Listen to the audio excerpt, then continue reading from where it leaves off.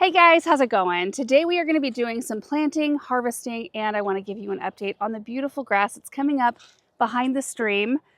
It's 6:45 in the morning right now, about 67 degrees. It is just wonderful. Oh, high desert summer mornings are quite nice, even though it's going to get 95 today. This is our load of beautiful plants. We have two different varieties here. We've got the Berry Awesome Hibiscus. Aren't these beautiful? Look at how huge the flowers are. And I was thinking, I don't know if all five, that's how many I have in the back here. I don't know if all five of them will end up back here on the north berm, but I think it might be nice to tuck some big color in over here. And then we've also got a brand new shrub variety that's coming out next year. This is called a Mr. Smooth Seedless Silverthorn. And these don't have thorns, they are thornless. They've got this really kind of neat looking leaf. It's silvery, it's got like kind of a green leaf with a silver overlay. I think it's just going to be really interesting to try out. Maybe we can toss a picture up of what these look like when they're larger, because of course I have no experience with them. They're really, really beautiful, and that silvery kind of overlay gives them just kind of an elegant appearance. And they're supposed to be incredibly low maintenance, really tough, like they hold up to deer pressure, supposedly. That's not something I'll be able to experience. We don't have deer pressure in our garden, but also drought tolerant, can hold up to crummy air kind of quality, crummy soil. I mean, it sounds like a great deal. And they're also supposed to be great for cutting. Like you can use these as a filler in arrangements. So in zone 6 through 9. And I don't think I gave any stats on the hibiscus, but these grow about 4 feet tall, about 5 feet wide, zone 4 through, I don't know, I had a tag sitting around here, so right here. 4 through 9? Yeah, 4 through 9. And these die all the way back down to the ground every year and then get to that full size every single year. They're amazing plants. And you can see how many buds this plant has. I mean, they're just starting to go for it, but they do produce so much color. Okay, now for an update on the grass. This might not be the best angle to see it from. Maybe if I move this way. See the beautiful path that we just showed you in the tour recently. But you can see the RTF fescue is the name of the grass that we've got back here, and Erin was matching the grass that we have over there. So the lawn's just going to continue on, you know, go around the trampoline area here, and once it's thicker, we'll kind of cut out and reshape this flower bed border or edge right here. But it just is looking so nice to have that haze of green, and knowing that these trees are going to shade this area one day. Oh, I just love it. Take a look from this side. So we're on the pathway now, and this is where you can just hop right off onto the grass to get to the trampoline. Look at that, isn't that pretty? This whole area is just shaping up so beautifully. They are done with the little retaining wall, which we decided to do because of how much this berm kind of went right to the pathway. We thought we were going to be battling, look at that. We were going to be battling soil and mulch coming on top of the walkway just constantly. So we thought a little retaining wall would be the perfect way to combat that. So what I'd like to do is see how it kind of dips down, because I didn't want the wall to end right where it was the most steep. I wanted it to look like it continued on, kind of like right where you're walking up to it. And it doesn't stop abruptly right here, because I'm going to do an end cap plant right there and one on the other side. But what we'll do is we'll kind of take some of the soil at the very tippy top here, and we'll push it down and kind of level it out so that the berm's not quite as tall and the soil will fill in this area a little bit better. And once the sand goes between these stones, which is happening today, I can start in planting all of this and kind of, you know, hugging some plants around these stones. I'm so excited about it, but it's just wonderful. Wonderful, wonderful back here. I love it. Love having pathways. And as far as harvest goes today, it's either going to be potatoes or onions, or maybe a little bit of both.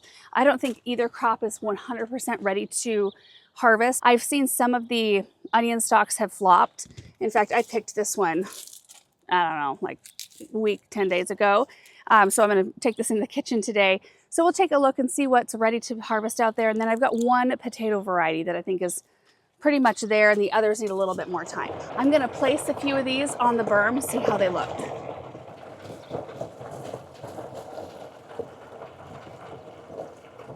Ooh, sun's just starting to come up over the trees. I'm also going to be using my shovel today instead of my auger, at least over here, because it's so early. I don't want to be revving up the auger right in back of our neighbors' houses.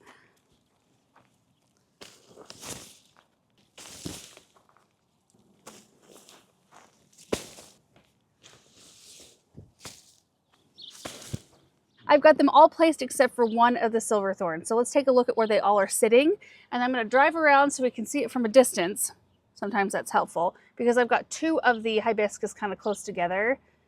I think they look pretty from close up, but maybe not from far away. I don't know. I was kind of trying to spread the color out just a little bit so it didn't look like it all was in like a big patch, but rather kind of throughout. This is the beginning of the flower bed. I want to save this spot right here for something red, probably like a 9-bark or something like that.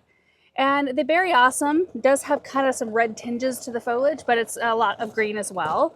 But we've also got some Quickfire Fab hydrangeas in here, which will get 6 to 8 feet tall and wide. So that will be the taller, you know, accent, or not accent, that's huge. So a taller, bigger piece, and then this will be a little bit shorter. And we've got some more of the hydrangeas in here. And this is where I've got the two kind of flanking the landscape boxes. And like from here it looks pretty, but I'm gonna see if I need to move one of them out. The next one is tucked in right beyond this spruce. I kind of like how it's looking like it's layered a bit. And then I popped one of the Silverthorns here. And I didn't want to put the silver like too close to a blue, so it's more in front of the green pine. A little contrast there. There's another Hibiscus and another lone Silverthorn right out here. We'll drive around and take a look from the other side. Okay, I know it's a little bit like far here to see anything really. Okay, but see, this is helpful because I see a Hibiscus right here before the little swoop of Quickfires, and it needs to go left a little bit. And I think this Hibiscus, so instead of flanking the blue spruce, the one on the left needs to go over in between the Cotoneaster and the hydrangea. Overall, pretty good. Crazy how different things can look from a slightly different angle. Okay, so this one needs to move. Not very far. There, that'll make the spacing look a little bit better. We'll do something else right here. And then we need to scoot one of them. See, from like this angle, it doesn't look like it needs to scoot, but it sure did from over there. Yeah, when you're straight on, having it kind of be in between these two evergreens and give this Quickfire Fab a little bit more space. I think it'll be good. And I'm hoping the digging's gonna be easy. When we came over here to dig the holes for all these other shrubs, not that long ago, I thought it was gonna be easy digging because we had a lot of this soil brought in to make this berm, and it was so hard. So we might have to flip-flop our projects and wait till it gets a little bit later to use the auger. Go do our harvesting first, I don't know. Here we go.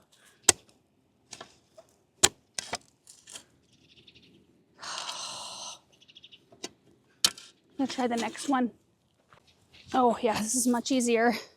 It's because it's getting the water runoff from this pine, the drip system around the pine.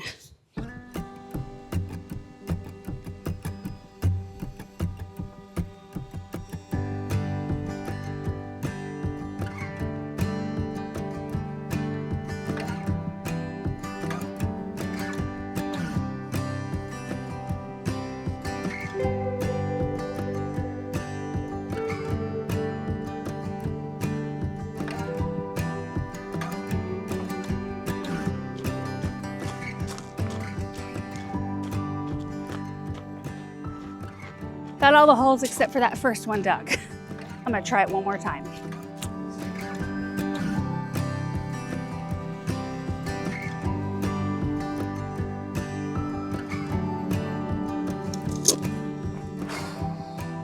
Rocks all over in this one. Of course, this is like a 5-gallon container. Whew.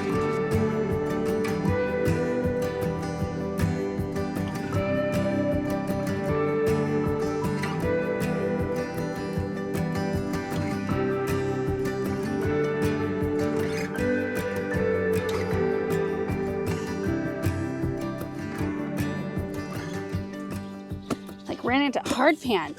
The wonderful thing about these Hibiscus too is that they like or can handle a ton of water.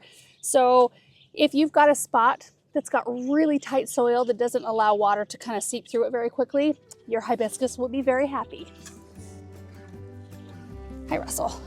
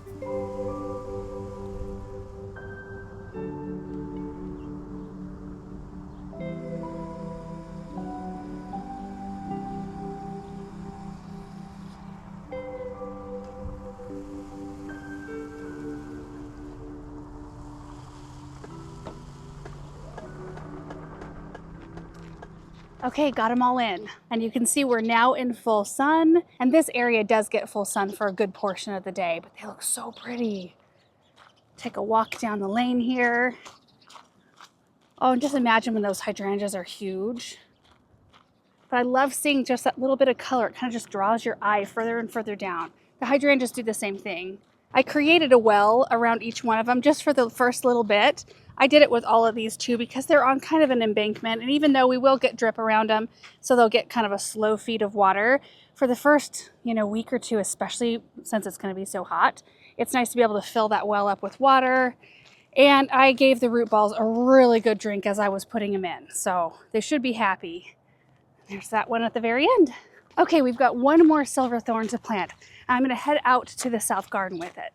What if we popped it right here? I think that would look really pretty. We just recently planted this Miss Violet Buddleia, and we've got some other things in this area. There's a popcorn viburnum, some heartstrings coreopsis. To the right here, there's a double, I think this is a Ringo double pink, and then there's some daylilies and a mock orange. And this might be beautiful right here. And it's a part shade to sun-loving plant, and it will get full sun. I mean, it's gonna get full sun from this side, and it's getting morning sun right now. Now we do have a honey locust tree up here, so eventually we may have to move it out, but that'll be years down the road. And even then, locust trees are so awesome, and it's one of the reasons why we like to have them everywhere in the garden for providing very dappled shade. It's not full deep shade. So even if you have a honey locust tree right above something, the plants below it are still gonna receive some light. It's not that, full shade. I like it right there though. And this is a small hole we have to dig. Nice.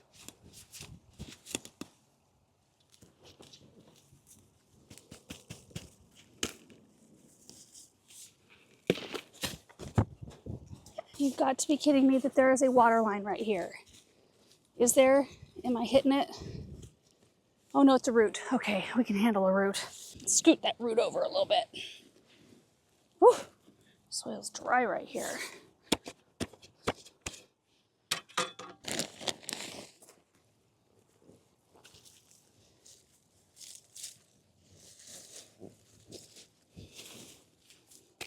All right, there it is.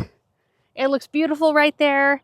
And I think it'll be a really nice layer too, because our butterfly bushes, the Miss Violet wants to get 5 to 6 feet tall and wide, but they typically get, well, I can show you, for us at least, because we have to usually cut them back down to the ground, pretty close to the ground anyway, they get right about, I don't know, is that between 3 and 4 feet tall probably? So if the silverthorn thrives, I'm hoping it's on the 5 to 6 foot side of things, so it can be a little bit of a higher layer. And then it'll kind of go down for the Miss Violet, and then our popcorn viburnum gets like 6 to 8 feet tall and wide. I think it's a beautiful color variation too. It just shines. Look at that. Look at the light just reflecting off those leaves. Oh, that's pretty. Okay, now let's go check out the onions, see how they're looking. It is now 7:45 and 72 degrees. Still beautiful out here.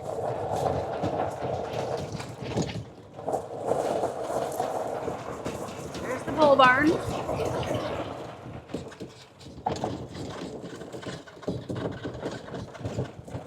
Look at our zinnias. They're looking awesome. As are the artichokes. Everything out here is looking pretty good. Pumpkins are looking good out there. My goodness, we need to mow. Okay, so potatoes here on our left.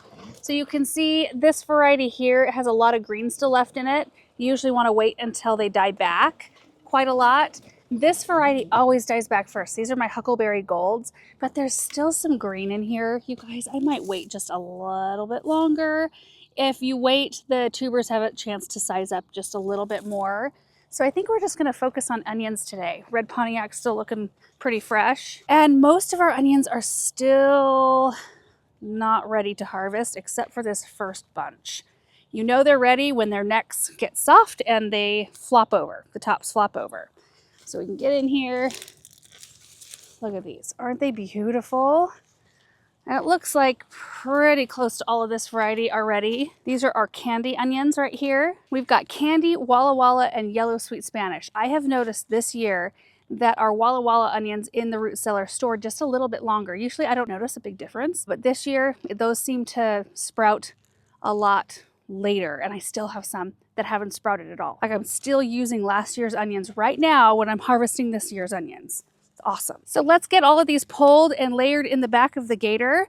After we pull them, we just need to let them dry and cure for a little bit, which means we just find a spot that's, usually I put them in the barn, but we find a spot that's shaded, you know, out of direct sun, but gets real good airflow. And what will happen is that the green that's still in these leaves, the bulb will suck the energy down from these, and we can let these just all the way dry up. Usually takes like a week to 10 days, something like that. And it also allows a chance for any soil that's still clinging to the roots or around the bulb to dry, so that we can easily brush it off. And it allows for the papery skin around the onion just to dry and cure. It just helps them store better, helps the sugars condense in the bulb of the onion. Just makes for a very tasty, good storing onion. Pretty straightforward, really. We keep our root cellar where we store these roughly, it varies a little bit. In the wintertime, it stays a little bit colder because it's just colder outside and we don't run a heater in there. Occasionally, I'll put a little, we've got a little floor heater that will kick on if it threatens to freeze, and then it kind of takes the edge off. So it usually ranges between 35 and 45 degrees right in there, and I try to keep it at about 60% humidity. When we're done here though, I'll look at the chart so I can tell you exactly the temperature and humidity that onions like to be stored at. I just can't remember it off the top of my head. I have a chart posted right inside the root cellar, and unfortunately, because I'm storing so many different things in there, I can't find like the perfect temperature for, you know, each crop. I just kind of have to find somewhere in between, but we'll look at that info once we get them all up there. I'm going to drive forward through these weeds. Hacking through the bush here. My goodness. Yeah, this shouldn't take very long, which is good. The kids have swim lessons this morning. I was trying to fit in my work projects while it was cool and before swim lessons.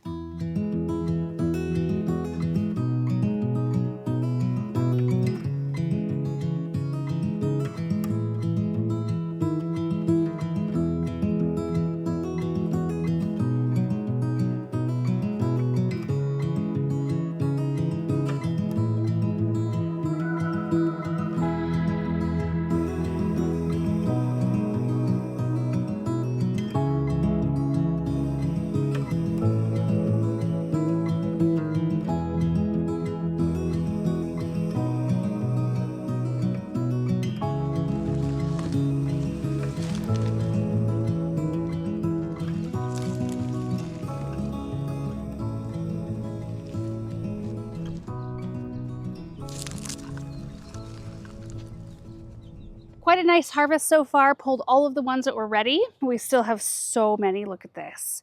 Yellow sweet Spanish onions are the longest ones. Like, they stay upright the longest. But we've got some nice size bulbs down in here. They look really, really nice. And we got a nice variety of sizes here with our harvest. My ideal onion size when I'm cooking is right around this size right here.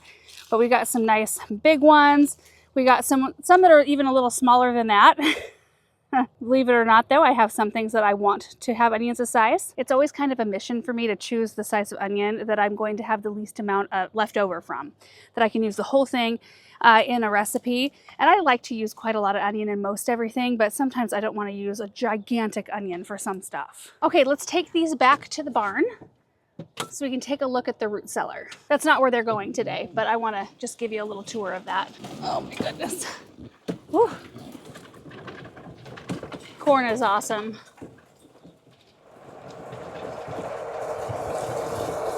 Oh, hey, look. I think these are berry awesomes right here. Planted these out here last year. They're looking great.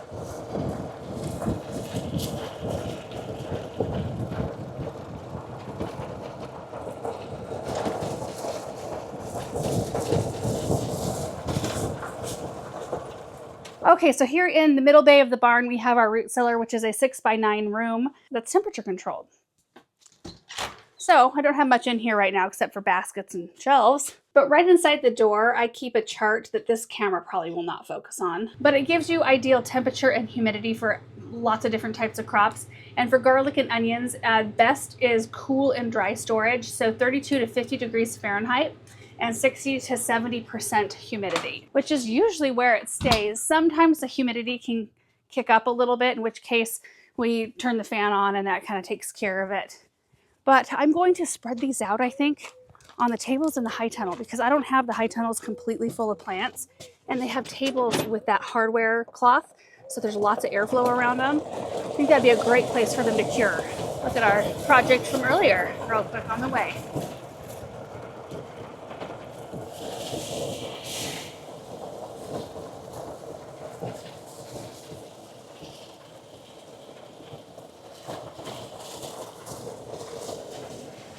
Yeah, see, this is gonna be perfect right here. We'll just line them up single layer, and they'll go from looking like this with the green tops to looking like the one we picked a couple weeks ago. I can't remember when I picked this. It feels like a couple weeks ago at this point. Anyway, we'll just keep them out here until the tops dry down.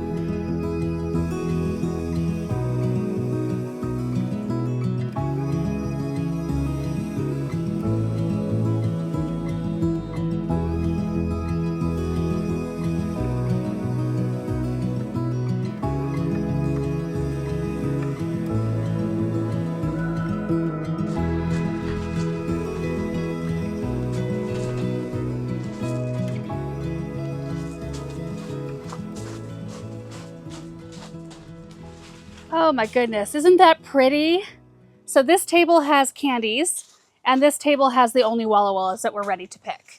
I'm gonna try to keep them separated just so I can kind of monitor their storage life and all that again. But there's just something about produce all lined up, or like canned goods all lined up, or a really organized pantry. I don't know, anything with like food organization, harvest, produce, all of that. I just love it. Beautiful onions. So these will just hang out here. This is gonna be perfect. This high tunnel has shade cloth, so they're not in full-on sun, but they're in a bright spot. Excellent airflow. See right underneath? So it shouldn't be long before they are ready for storage. And when they are ready, I'll walk you through the process, but what we'll do is come in, we cut the tops off, we brush off any loose soil, and then we cut the roots off like that. And then we're just going to be storing this part of the onion bulb. And you can, go in with like a soft brush or a dry rag and brush off any of the dry soil. That way you don't accidentally introduce any moisture into a storage sort of area. I used to store onions in our unfinished garage when we lived in the townhouse, and it stayed like 50 to 55 degrees. And while the storage life wasn't quite as long, if they were to be given ideal conditions, they still lasted for quite a long time. I think the key is a cool, dry, and ideally kind of a dark place for them to hang out until you're ready to use them. Anyways, that is going to be it for today's projects. The kids and I are off to swim lessons now. Super happy to be able to get out and enjoy this really nice, cool morning. Summer mornings are just wonderful. If I can be disciplined enough to go to bed early enough to get up early enough. That's where my problem is. Anyway, thank you guys so much for watching. I hope you enjoyed it, and we will see you in the next video. Bye.